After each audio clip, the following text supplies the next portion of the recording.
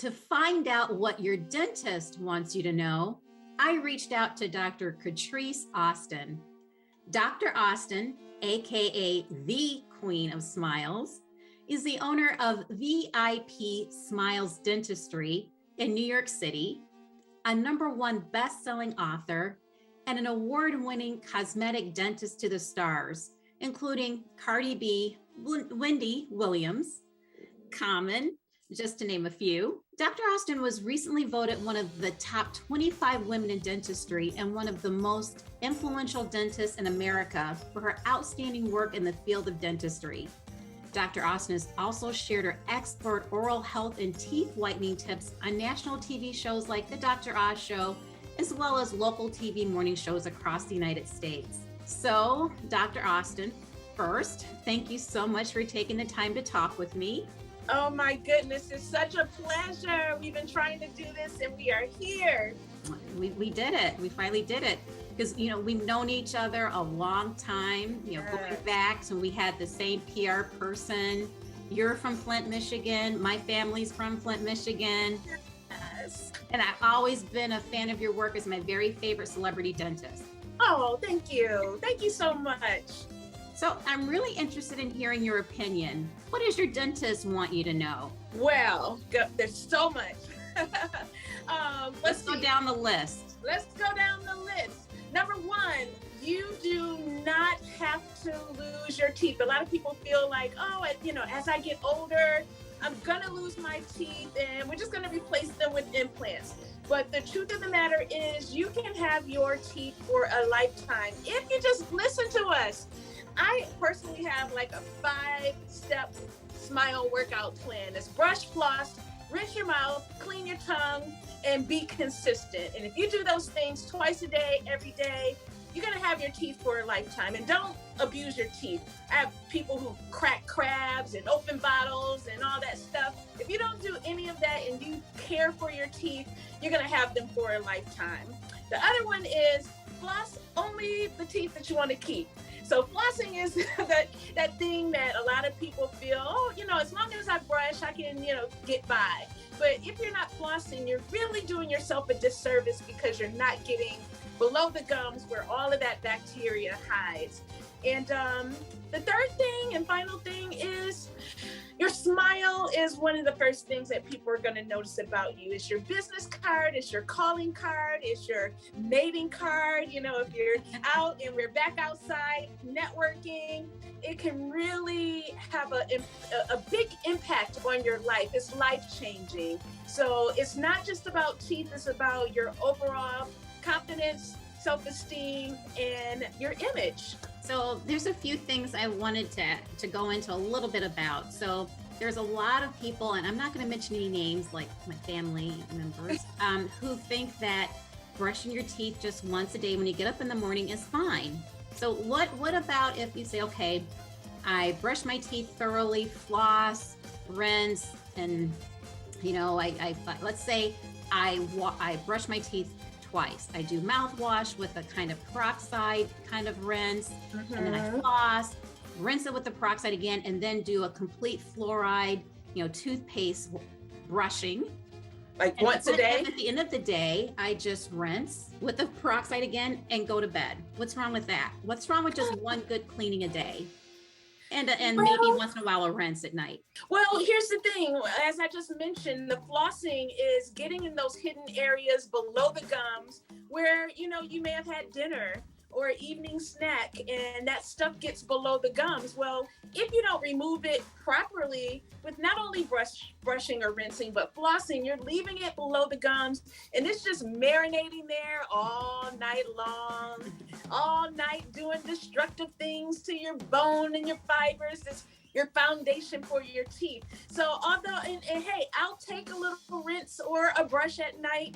I'll take it, but if you want to be excellent with your oral care, then do what we tell you to do so you can have those teeth for a lifetime.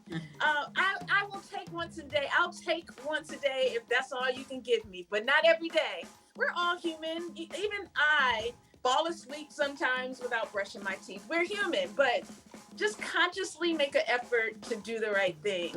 So Does that mean that if you leave it overnight, that it's more likely that the food and food residue and that kind of thing gets in between the teeth and in the gums, rather than, removing it, within, 8 hours, instead of letting it lie there for 12 to 24 hours? The gums, and it's not even more so the food, it's the plaque, which is bacteria. That soft cookie stuff that forms in our teeth every day, that we wake up or at night, that builds up all day long.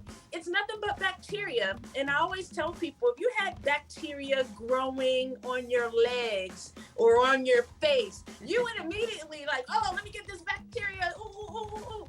So think of your mouth that way. Bacteria is never good. Bleeding gums and gingivitis and gum disease, bleeding gums, swollen gums, tenderness, bad breath, all of those things can happen when you leave stuff behind, and we don't want that. Gotcha. So another thing you mentioned is don't use your teeth as tools. Yes. And I have a story to tell about that. My mom was addicted to pumpkin seeds for a good part of her adult life, until our dentist told her that she's actually scraping the enamel off of her teeth. And she had to stop. I couldn't believe she gave it up cold turkey. She would just, drive around with bags of just, paper bags of pumpkin seeds in the car. I mean, she had it with her everywhere. And then she just stopped cold turkey. Wow. So is that really a thing? Is that really an issue? Ice chewing, pumpkin seeds, extremely hard nuts, and even a lot of people crack crabs and things like that with their teeth. And we've got instruments for that. We have tools, actual tools, not your teeth. And what can happen, a good friend of mine 2 days ago reminded me how he had to call me in the middle of the night about a year and a half ago, because he had the worst pain in his molar area that was unexplained. I just did a checkup and cleaning on him, and I didn't find anything, but out of nowhere he had this excruciating pain where he couldn't sleep at night. And I was like, gosh, the only thing that this could be is a micro crack in the tooth. I didn't see anything, but over time, if you keep attacking your teeth with hard things or you grind your teeth, it can cause little minor fractures in your teeth that are undetectable to the eye. And I said, you know what? I think you're going to need to go to a root canal specialist. And he did the next day, and that was exactly what it was. He had to get actually, it was cracked so bad that he had to get the tooth pulled. And here's the key thing. He didn't have dental insurance. So that tooth pull cost him $2,000 on the spot. And he actually did a op-ed on it. He was like, what if I didn't have $2,000 to pull this tooth? What if I didn't have that? Luckily he had it, but those little minor problems can turn into big problems. So that's why I preach to the choir of not abusing your teeth, because it can catch up to you in the long haul.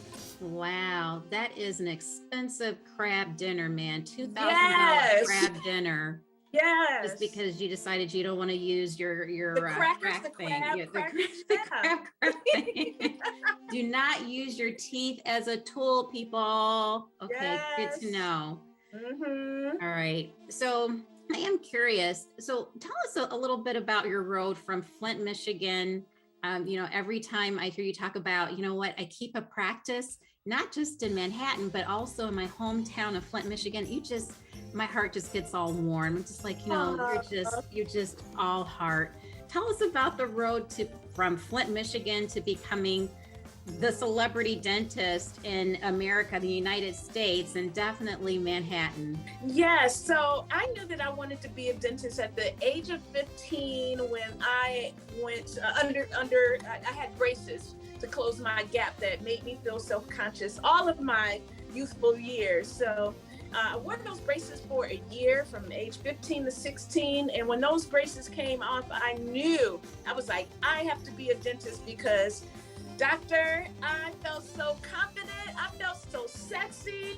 I got my first boyfriend. I joined the dance squad. I was even voted prettiest smile in high school. And I had no clue that people paid attention to smiles and how it would impact me and all the people around me. And I was like, gosh, I got to help people feel the power of a smile like I do. And so that's when I decided I was going to be a dentist. And I was very fortunate. So I just went the path. I knew what I wanted to do in undergrad. Went to University of Michigan undergrad, majored in psychology. Yes, go blue. And then decided to go to University of Maryland for dental school, the first dental school in the world. And they were very proud to recruit as many Black students as they could outside of Howard and Meharry. And Michigan also was another school that wanted to recruit African-American dentists. But I was like, if I don't leave Michigan now, I'm probably never going to leave Michigan. So let me go to Maryland, just see another region of the world. And that was such a great move. They were so supportive for me during dental school, and graduated in 1996. And then I decided to come to New York City to do my residency program, to get a little extra training before I hit the real world. And I did that at Lutheran Medical Center in Sunset Park, Brooklyn. And that year that I was doing my residency, I hadn't had a life. I had been in school all my life. So my co-resident said, hey, would you like to go to a comedy club in the Village? It's like African-American night. It's $5. It was right in my budget. And so we would go there every Sunday, the Boston Comedy Club. And for $5, I would see a young Kevin Hart, a young Chris Rock, a young Tracy Morgan, and all these young up-and-coming comedians would frequent there every Sunday. So that was my spot. And as I started to hang out there, the comedians were like, what? You're a dentist? We ain't never met a dentist so cool and young and Black and female. Like, what? You're going to go back to like Maryland or Flint, Michigan? No, you got to stay. I mean, if you stay, we'll support you. And I'm like, well, gosh, I never thought about staying, but I am having a good time. It's New York in the 90s. So I decided, okay, I'm going to stay. I'm going to figure out how I can start a career here. And then they were like, you can just like be the dentist to the stars. I mean, you're hanging around us. And I was like, yeah, that's a good idea. So I literally put it on a business card, didn't even have an office or business, but I put it on the business card to network. And I hit the streets of New York, going to all the hot spots and passing out cards like it was flyers, like I was in the music business, handing out flyers. And I said, I'm just going to hand it out to people and let them know who I am and what I do. And so one day I was at P. Diddy's restaurant, Justin's. Every Tuesday, that was the hot spot. And all, P. Diddy, all the celebrities come out to hang out with him. So one day I'm in there hanging out and I see a musical legend by the name of Isaac Hayes. And I'm like, oh my God, my mom used to play his records all the time. He's right there. Oh my God. I got to go over there and say hello, let him know who I am and what I do. But I was scared. So it took me about an hour to muster up the courage to go over there. And I was like, okay, just going to do it. So I walk over there, hand him my card. This is Dr. Catrise Austin, dentist to the stars. And he looked at me and looked at the card. He was like, you want to sit down and have dinner with me? And I'm like, are you kidding me? So I sat down, had dinner with him, and the rest is history. He became my first celebrity client. I had to hurry up and find an office space so I could see him. And he just made a commitment. He was so proud of me as a young Black dentist that he was like, you know what? You are officially a part of my entourage.